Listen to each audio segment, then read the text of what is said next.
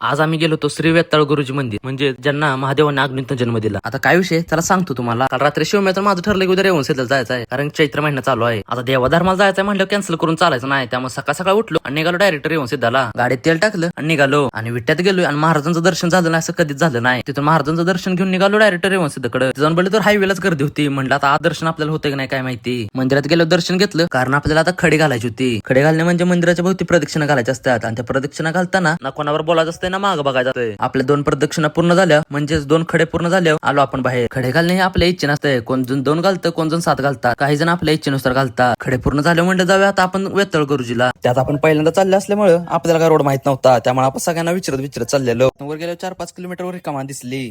मंदिराकडे जायला जरा रस्ता खराब होता, पण मंदिर बघितलं वाटलं नाही की एवढं आत पण मंदिर एवढं चांगलं असं. ह्या मंदिराचा विषय असा आहे की तुमच्यावर जर कोणी करणे बाधा केली असेल तर ते निघते इथं. जर तुमच्या व्यवसायावर किंवा तुमच्या दैनंदिन जीवनावर जर कोणी करणे बाधा केली असेल तर ते इथं दर गुरुवारी व रविवारी काढली जाते. आणि सगळ्यात महत्वाचं म्हणजे ह्या मंदिरात महिलांना प्रवेश नाही. आता जर तुमच्यावर खरंच वाईट वेळ चालली असेल तर ह्या मंदिरात तुम्ही एकदा नक्की जाऊन या. ह्या मंदिरात अशी पॉझिटिव्ह वाईब आहे की जर तुम्ही त्या मंदिराच्या गाभाऱ्यात जरी उभा राहिला तरी अंगावर काढता येणार. तिथून दर्शन घेऊन निघालो आम्ही आमच्या घराकडे. परत संध्याकाळी आवरून गेलो जिमला, कारण आपल्याला सकाळी काय जायला जमलं नव्हतं. जिमवर नेऊन घरात आवरून निवांत बसलेलो, तेवढा शिवम्याचा कॉल आला. चल म्हणलं करायला जाऊया, आपल्याला एक पार्सल आणायचं आहे. पार्सल घेऊन कोकपेत निघालो घराकडे. जाताना गाडी बघितली, गाडी साधी होती पण नंबर प्लेट खुंकार होती एकदम. आता इथपर्यंत एवढे बघितलं तर लाईक आणि फॉलो करूनच जावा.